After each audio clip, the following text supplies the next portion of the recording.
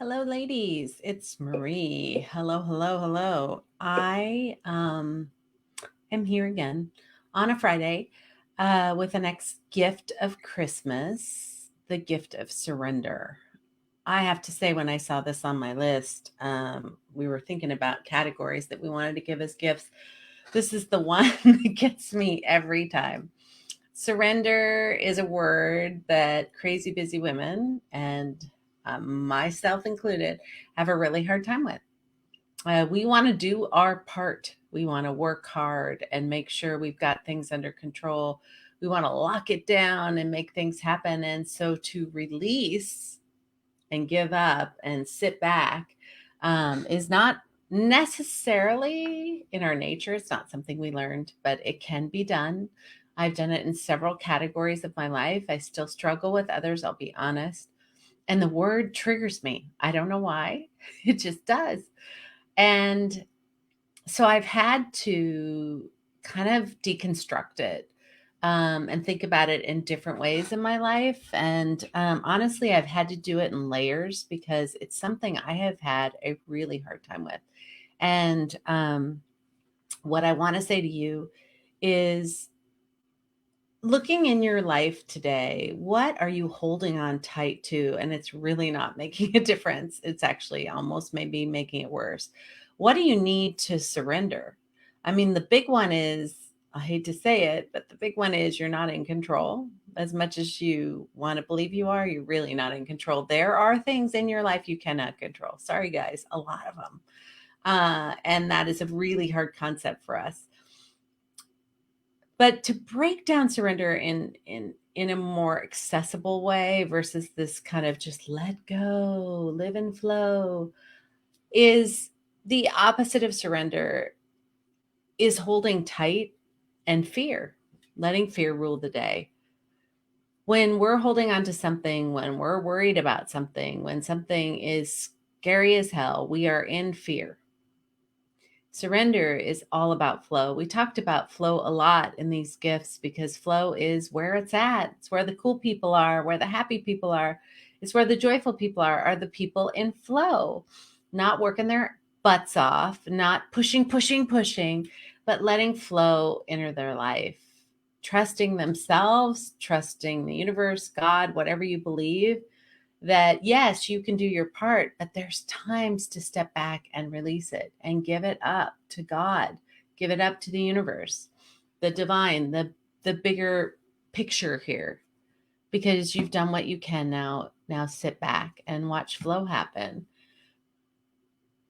The thing is, flow is faith. Faith in yourself, faith in the universe, faith in other people, faith in God. It's faith in the process. It's, we can't control everything. So where do you need to surrender in your life? Is there something that just brings you a ton of pain? Something that's maybe not happening in your life, something that you're living in scarcity on, something you want desperately and not happening. I mean, for the single women out there, um, that line that I used to hate when I was single was, it'll happen when you're not looking. It'll happen when you don't expect it. Just let it go. And that used to drive me crazy because, the truth is you have to be in action in your life in order, unless it's the UPS guy or the mailman or the FedEx guy or the Amazon delivery prime guy or girl knocking on your door, your man's not going to knock on your door. So you have to be in action. But knowing that you don't have to force action, if that makes sense. You don't have to, again, that word push. You don't have to push, push, push, exhaust yourself so that you can prove you've done everything. And now I can give it up to God or the universe. They work hand in hand. You have to do your part, for sure. Like that parable about, the man saying to God, why didn't you save me in the flood? I think it is. And the God says, who do you think set the helicopter, the boat, the people? And you kept on saying, no, no, God will save me. I was trying. You weren't listening.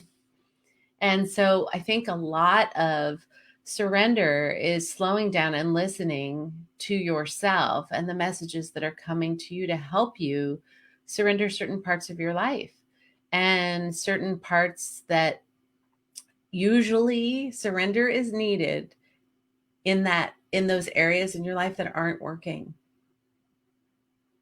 Right? And we spend so much time in the swirl in our heads on the areas of our life that aren't working. We either go to victim, why me? Why is it everybody else, but not me? Why me? Or we go to anger of, damn it, everybody else, and what the hell? And both are massive negative energy, exhausting, and neither of them are high energy or surrender or flow or faith. And I just want you to look in your life. Where are you holding on tight? Where are you unhappy? What's not working in your life? And get quiet and listen to the messages coming your way, because the seeds of those messages are how you let it go. You let it go and you get into faith and flow and out of fear. Fear is a warning system, and it's an important one.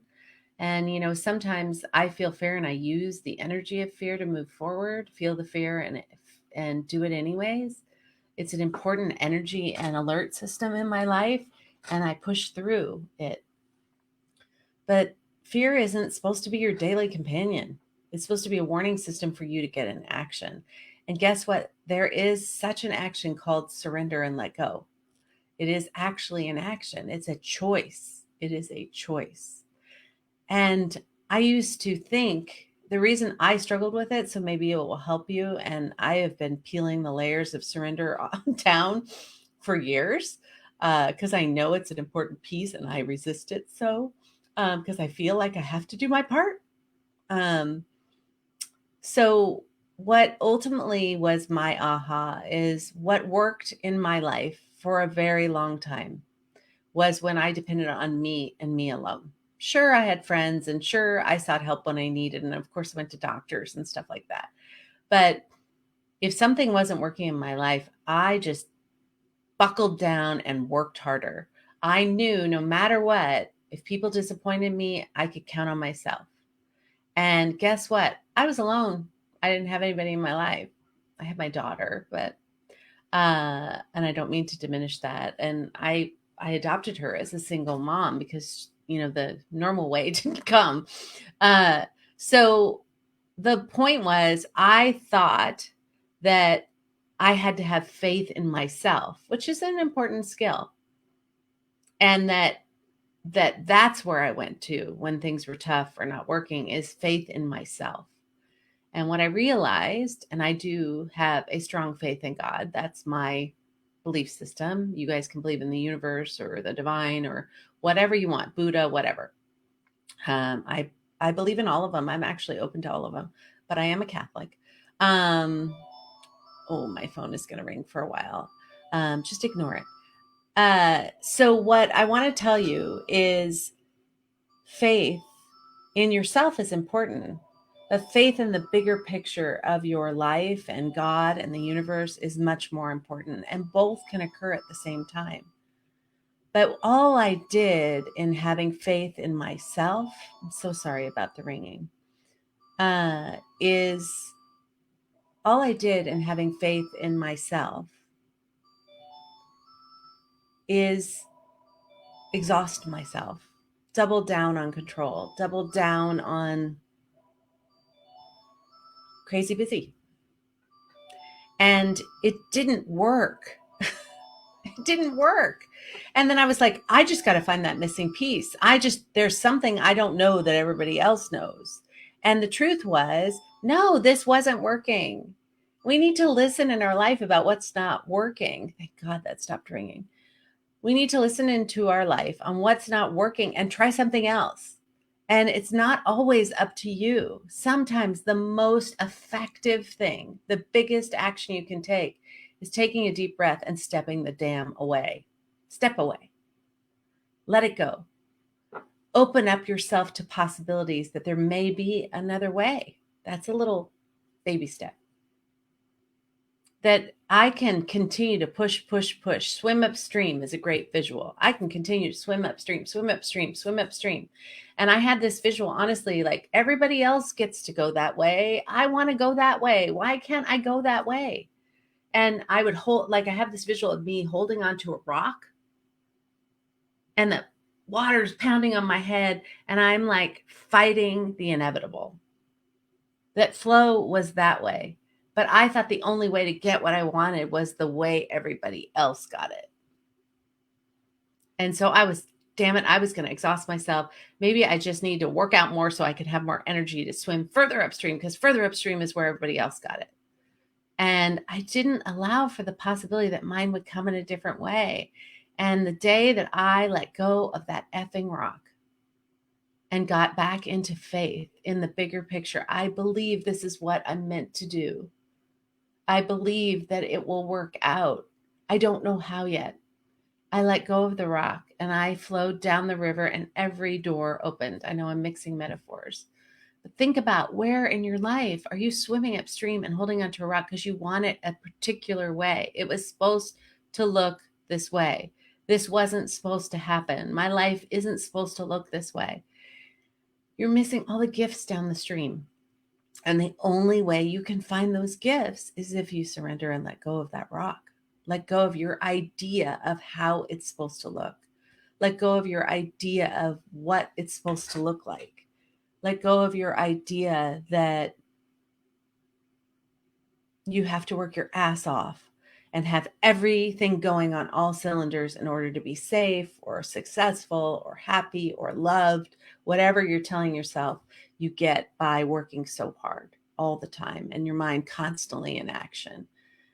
And just think about what it would look like if you let go of the rock and surrendered into the flow of the river to take you where you're supposed to go. And that it actually might be wonderful, amazing, epic. A lot of my women that I work with in my 10-week program, and used a mantra in the hardest times in their life, like the times they're most exhausted, the times that they don't know if they can push that one step further, that they get out of bed in the morning and they just don't have anything left to give because all they're doing is giving, giving, giving to everybody else. The message they say to themselves is, it's going to be okay. That's their soothing mantra. It's going to be okay. And it works. I used it for years. And then I realized I wanted so much more than okay. I wanted a life that was so much more than okay. Because guess what? My mantra of it's going to be okay is exactly what I got. I got an okay life. On the outside, it looked magnificent to some people, but for me, it was just okay. There was a lot of good things going on, but I was missing some serious things. And I was effing exhausted from it. I was so tired of pushing to get what I thought I was supposed to have, what I wanted so desperately. And what happens, the crazy thing is, when we aim bigger and we let go and get back into flow and faith, God and the universe has such bigger dreams for us than we can ever imagine. And surprises, amazing possibilities. But we can do our part, and it shouldn't exhaust us, by the way. That's a message that you're doing too much. We can do our part, and then we have to let the universe take action. The universe and God only works towards our favor. I firmly believe that. And not believing that is actually signing up for a very difficult life. And you can choose not to believe that. And I got to tell you, you're signing up for a very difficult life. But when you live in a state of faith, you choose what you have faith in. I choose God. When you live in a state of faith, and that doesn't mean I'm just like, I'm not going to take the vaccine because God will take care of me. I'm not going to take the helicopter where he's trying to save me because God will take care of me. I'm going to listen. I'm going to do my part. I'm going to accept and receive help when given. But ultimately, I've got to let the energy and flow happen in my life in order to get the biggest gifts I've ever wanted. I have to believe. I have to have faith. Even when everything around me is saying it's not going to work, I'm going to stand in defiance because I have faith. And guess what happens? I flow down the river and something magical happens. So this time of year in particular, this year in particular, what are you friggin' holding on to so tight? That's not working. What are you friggin' holding on to so tight? Or what's not working in your life? What is the scariest thing happening in your life?